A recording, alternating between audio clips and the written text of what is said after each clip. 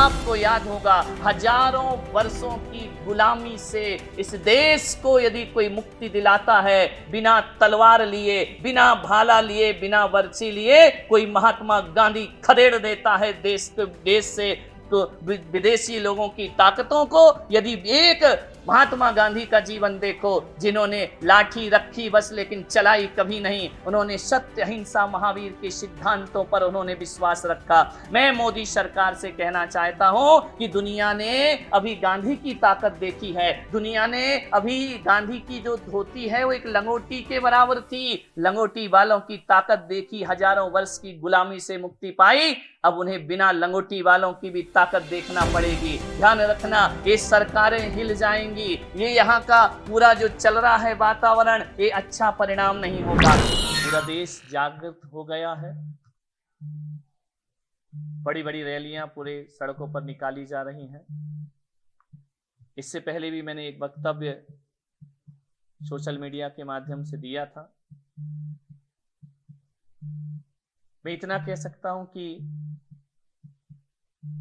ये जो वातावरण निर्मित हो रहा है वो निश्चित ही जहां विरोध होता है वहां शोध के रास्ते खुलते हैं। और सबसे बड़ी समस्या ये है कि प्रजातांत्रिक देश में यह घोषणा सरकार कर देती है कि इसे पर्यटक स्थल, इस तीर्थ को बना देना चाहिए। किसी भी तीर्थ में कुछ करने से पहले उस धर्म के श्रद्धालुओं से, आस्थावान लोगों से चर्चा होना चाहिए। वहां के साधु संतों से विचार विमर्श होना चाहिए। वहां के समाज के प्रतिनिधियों से विचार विमर्श होना चाहिए और सबकी सहमति से किसी भी तीर्थ का विकास होना चाहिए। मैं ये कहूंगा, ये विकास वाली नीति नहीं, ये विभाजन वाली नीति है। इससे बांटा जा रहा है लोगों को, आस्थाओं को लूटा जा रहा है और हमारी भावनाओं को तहस नहस किया जा रहा है। मान्यवर, मैं बहुत बड़ा वक्तव्य देने नहीं जा रहा हूं, क्योंकि उसी बात को बार बार रिपीट करना कोई महत्वपूर्ण बात नहीं है। समय शिखर में क्या हो रहा है ये सबको मालूम है। सरकार क्या कर रही है ये भी सबको मालूम है। मीडिया इतना जागृत हो चुका है ये भी सबको मालूम है।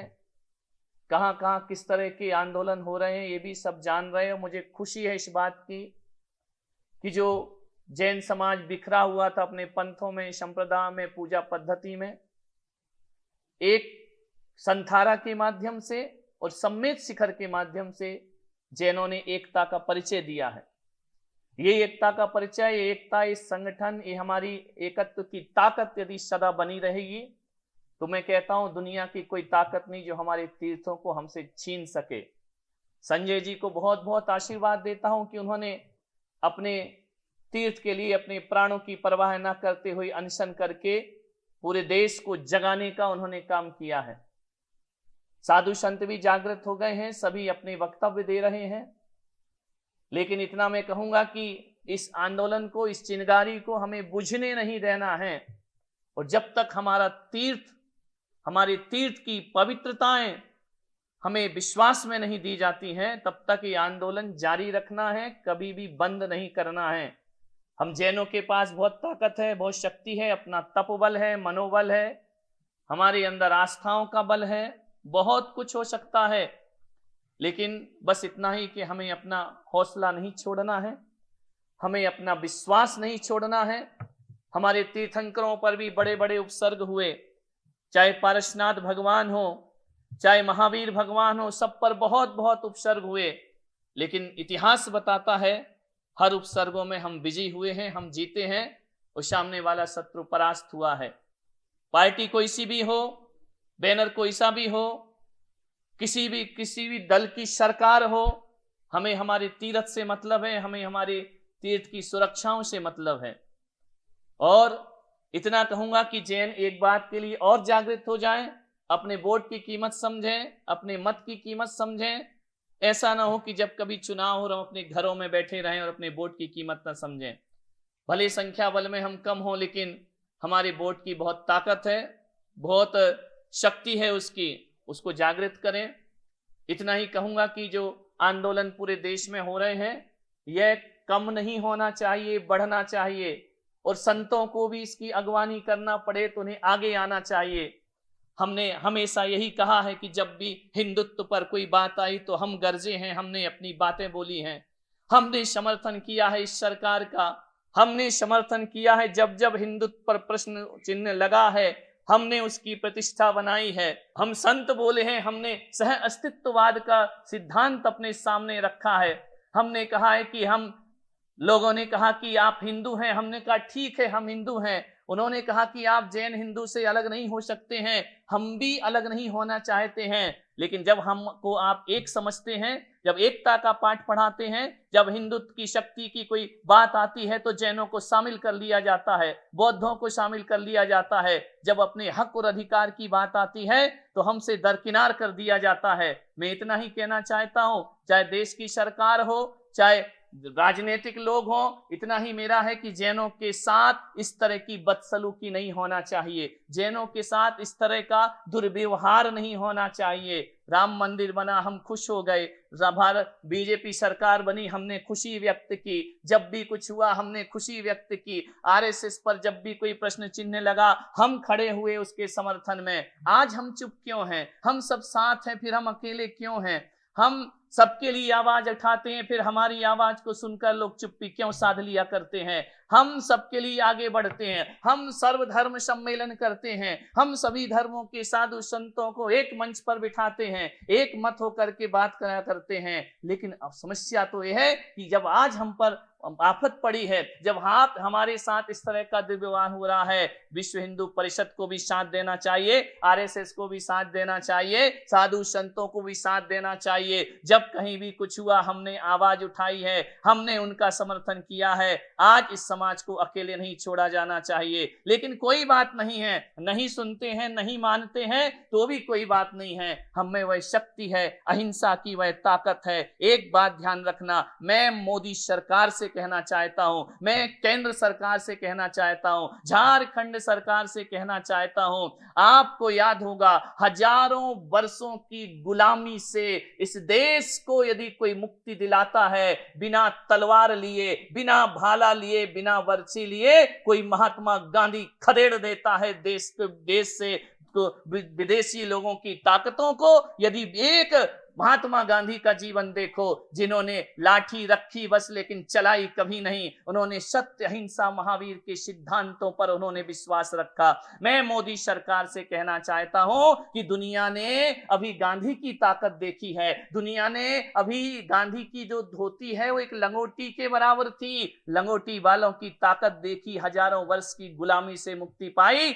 अब उन्हें बिना लंगोटी वालों की भी ताकत देखना पड़ेगी। ध्यान रखना, ये सरकारें हिल जाएंगी, ये यहाँ का पूरा जो चल रहा है वातावरण, ये अच्छा परिणाम नहीं होगा। मैं भाषण करने के लिए नहीं बैठा हूं, मैं बस इतना ही कहना चाहता हूं कि हो गई है पीर पर्वत सी पिघलना चाहिए, इस हिमालय से कोई गंगा निकलना चाहिए, मेरे सीने में नहीं तो तेरे सीने में सही, हो कहीं भी आग लेकिन आग जलना चाहिए। ध्यान रखिए, मैं सिर्फ हंगामा खड़ा करना मेरा मकसद नहीं, मेरी कोशिश है कि ये सूरत बदलना चाहिए। सूरत को बदलने का हम प्रयास करेंगे। जो चिंगारी जली है उसे हवा देते रहें, साधु संत भी हवा देते रहें और सारी दुनिया में यह प्रेरणा का केंद्र बने। इस बार की लड़ाई अंतिम लड़ाई होना चाहिए। मैं तो कहता हूं कि अकेला सम्मेद शिखर नहीं, ऐसी लड़ाई लड़ो जो हमारे तीर छीने गए वह भी हमें वापस मिलना चाहिए, गिरनार हमें वापस मिलना चाहिए, ऋषभदेव केसरिया हमें वापस मिलना चाहिए, जो जो हमसे छीना गया है वह वह सब हमें वापस मिलना चाहिए। इस बार की जो लड़ाई होना चाहिए, ऐसा अहिंसक युद्ध होना चाहिए, ऐसी हमारी जीवन की वह इस तरह का जोश हमारे अंदर आना चाहिए, एक एक बच्चा तैयार हो जाए। मैं तो कहता हूं, यदि नहीं हुआ तो पूरे जैन समाज के युवाओं को आगे बढ़ना पड़ेगा। एक जैन आर्मी की स्थापना करना पड़ेगी, जैन सेना की स्थापना करना पड़ेगी, और वक्त पड़े तो हमें हथियार उठाने की जरूरत पड़े तो भगवान महावीर हमें उसकी इजाजत दिया करते हैं, धर्म तीर्थों के लिए, संरक्षणों के लिए। लेकिन जब तक शांति से काम होता है, जब तक शांति सौहार्द से काम होता है, सरकार जागृत होती है, तो ध्यान रखना हमें अपना अहिंसा और मौन का संदेश ही सारे जगत को देना है, और कभी भी इस आंदोलन से पीछे नहीं हटना है। इस बार पीछे हट गए तो जैन समाज होगा, लेकिन उसके आस्था के केंद्र नहीं होंगे। इस बार यदि हम पीछे हट गए तो एक बात ध्यान रखना, हमारे पास धर्म होगा लेकिन धर्म के क्षेत्र हमारे पास नहीं होंगे। एक ही चीज कहूंगा, सिद्धांतों की लड़ाई है, आदर्शों की लड़ाई है। इतना ही मेरा आग्रह है, सिद्धांतों के लिए शरीर जाए तो चला जाए, इसकी हमें परवाह नहीं करना है। बलिदानों का दौर भी लगे तो लगे। अभी जयपुर में सुगेश सागर महाराज ने अपने प्राण न्यौछावर कर दिए इस तीर्थ के लिए, सम्मेश शिखर की रक्षा के लिए।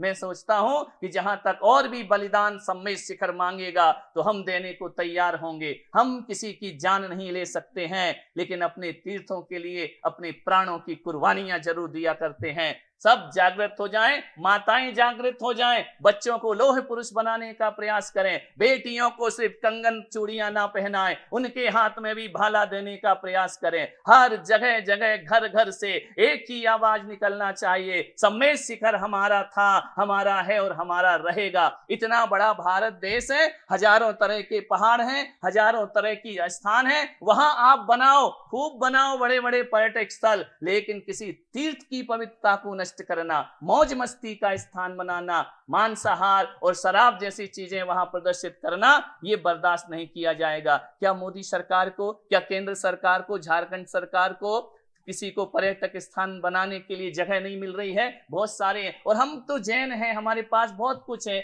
हम एक नहीं 10 सम्मेश शिखर बना सकते हैं। हमारे पास धन भी है, बल भी है, शक्ति भी है, ज्ञान भी है, विवेक भी है। यदि लड़ाई केवल तीर्थ की होती, यदि लड़ाई केवल पहाड़ की होती, यदि लड़ाई केवल जमीन के टुकड़े की होती, तो हम जैन समाज के लोग कभी बलिदान नहीं करते। लड़ाई पहाड़ की नहीं है, लड़ाई पत्थरों की नहीं है, लड़ाई ये है, हम 10 सम्मेश शिखर बना लेंगे, कोई दिक्कत नहीं है, लेकिन समस्या तो तब आ जाती है 10 सम्मेश शिखर बनाने से होता क्या है? क्या हम दोबारा 20 तीर्थंकरों को वहां से निर्वाण प्राप्त करा सकते हैं? क्या करोड़ों मुनियों की निर्वाण प्राप्त की भूमि बना सकते हैं? नहीं। बात आस्था की है, बात जमीन की नहीं। मोदी जी को जमीन चाहिए, जैन समाज खरीद के दूसरी जमीन दे देगी। आप बनाइए बहुत पर्यटक स्थल, लेकिन हमारे तीर्थों से छेड़छाड़ मत करिए, उसकी पवित्रता को नष्ट मत करिए। अयोध्या में हिंदुओं का एक पवित्र तीर्थ बन जाता है, आज मक्का मदीना जाओ तो वहां दूसरे धर्म का आदमी प्रवेश नहीं कर सकता है। सभी को अपने अपने धर्म के अनुसार अपनी आस्थाओं रखने का अधिकार हुआ करता है। हम कैसे हमारे सम्मेश शिखर पर ऐसे इस तरह के वातावरण निर्मित कर सकते हैं? मैं आपसे यही निवेदन करना चाहता हूं, समाज जागृत रहे, जागृत रह करके जब तक ये वापस नहीं लिया जाएगा, आंदोलन खत्म नहीं होगा। एक संजय नहीं, मैं अपने विचारों से 1000 संजय खड़े करूंगा। एक सुगेश सागर नहीं, मैं अपने विचारों से कई सुगेश सागर को तैयार करके बलिदान करने के लिए तैयार करूंगा, सम्मेश शिखर की रक्षा के लिए। तो मैं यही कहना चाहता हूं, प्रवचन ज्यादा देना नहीं, मुझे आगे भी कार्यक्रम है।